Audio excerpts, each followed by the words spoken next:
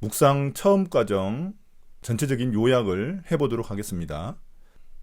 우리는 멈춤, 머문, 나아감의 묵상 단계를 보고 있습니다.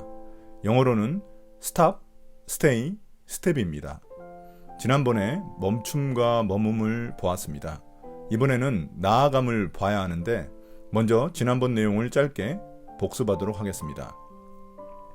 먼저 멈춤, stop에 대해서 보도록 하겠습니다. 우리의 바쁜 삶은 하나님 없이 사는 삶을 습관화합니다. 그래서 우리 그리스도인들은 의도적으로 멈추는 것을 훈련해야만 합니다. 이러한 멈춤은 누군가 몰아가는 대로 살지 않겠다는 우리의 거룩한 저항입니다. 또한 하나님을 바라보며 그분의 은혜를 기다리는 믿음의 행위이기도 합니다.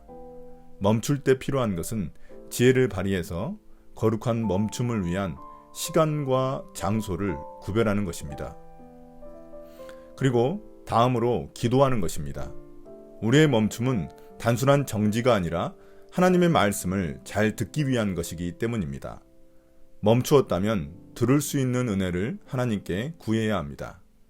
하나님의 음성을 들을 수 있는 은혜, 말씀 속에서 하나님의 은혜를 볼 수 있는 은혜, 성령께서 나를 향한 하나님의 뜻을 깨닫게 하시는 은혜를 구해야 합니다. 이제 머문, 스테이입니다. 묵상은 멈춤에서 머문으로 이어져야만 합니다. 말씀에 머무는 행위는 마치 시냇가에 심은 나무처럼 말씀에 뿌리를 내리는 것입니다. 분주한 활동과 말을 멈추고 말씀하시는 하나님 앞에 머물러야만 합니다. 그런데 우리가 살아가다 보면 하나님 앞에 머물게 하는 것을 방해하는 것들이 있습니다. 외적인 요인으로는 바쁜 일정, 밀린 일, 스마트폰, TV 등입니다. 내적 요인으로는 쫓기는 마음, 분주함, 염려, 나태함, 두려움, 유혹, 죄책감 등이 있습니다. 이러한 것들을 제거하기 위해 우리는 삶의 우선순위를 재정립해야 할 때도 있고 또한 우리의 묵상을 훈련할 필요도 있습니다.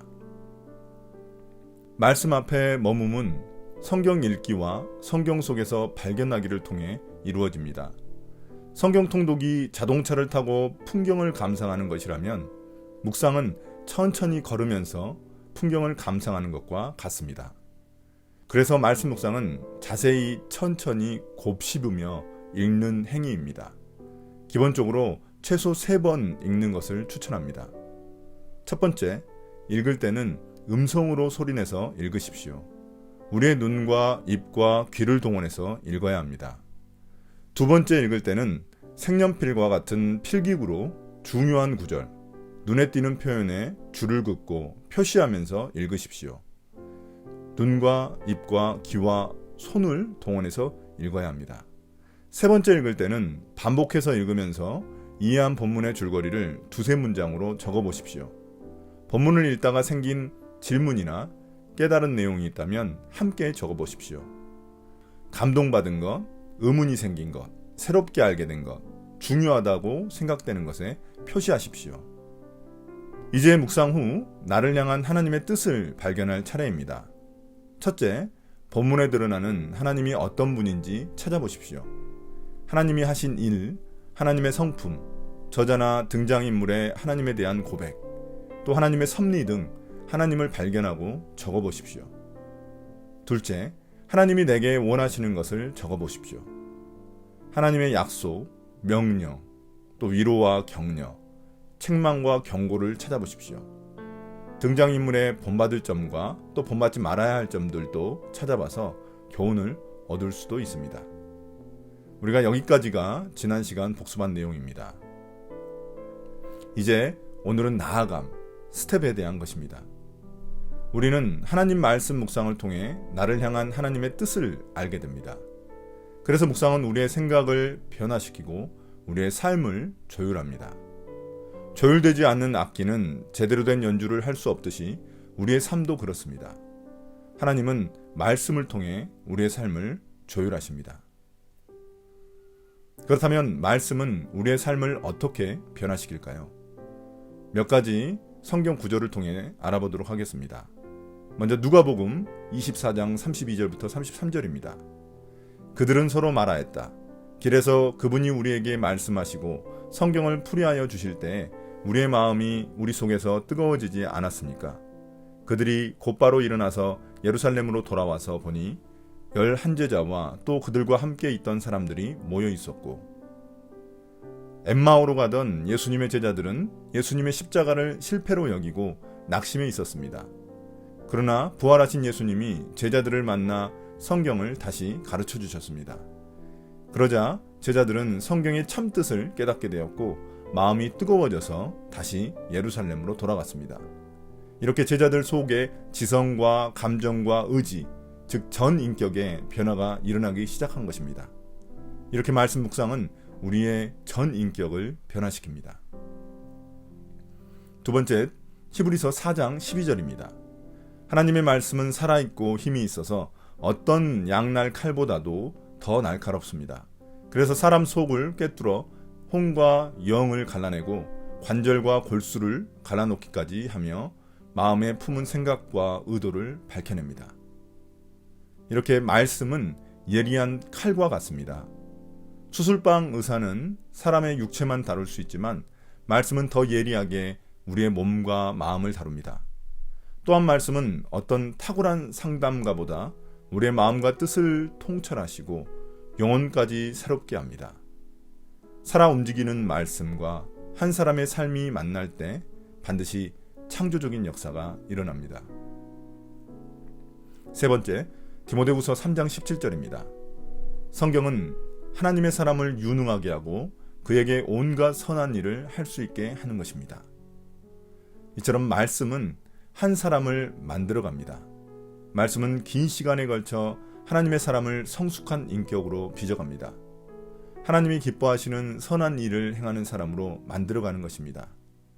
말씀 묵상할 때 우리는 성경의 정보만 보면 안 되고 그 말씀이 우리를 변화시키는 것에 마음을 두어야 합니다.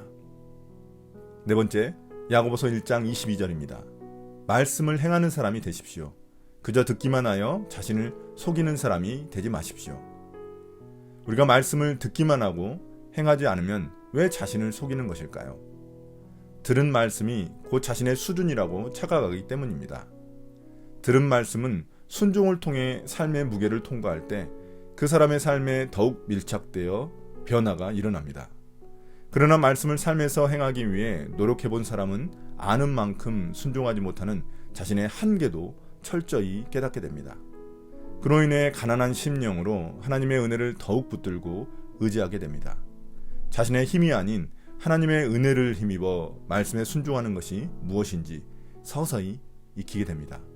이러한 과정을 통해 말씀은 한 사람의 인격과 삶에 더욱 깊이 침투하여 겸손한 말씀의 사람이 되게 합니다. 이제 묵상 후 기도하는 것입니다. 묵상을 통해 깨달은 말씀을 기도문으로 한번 적어보십시오. 그리고 하루 3번 식기도할 때 그 기도문을 읽으면서 기억하면서 하나님께 순종할 마음을 달라고 간구할 수 있습니다. 마지막으로 삶에 적용하는 것입니다. 살기란 말씀에서 깨달은 하나님의 마음을 기억하고 하나님의 뜻을 행하는 것을 의미합니다. 어디서 누구와 무엇을 어떻게 할 것인가를 구체적으로 기록하고 실천에 옮기십시오. 묵상한 하나님의 말씀을 순종함으로 하나님은 우리의 삶을 조율해 가십니다. 마지막으로 정호승 시인의 무릎이라는 시를 소개하면서 마치도록 하겠습니다. 너는 무릎을 꿇고 나서야 비로소 사랑이 되었느냐. 너도 무릎을 꿇어야만 걸을 수 있다는 것을 아는 데에 평생이 걸렸느냐. 차디찬 바닥에 스스로 무릎을 꿇었을 때가 일어설 때이다. 무릎을 꿇고 먼 산을 바라볼 때가 길 떠날 때이다.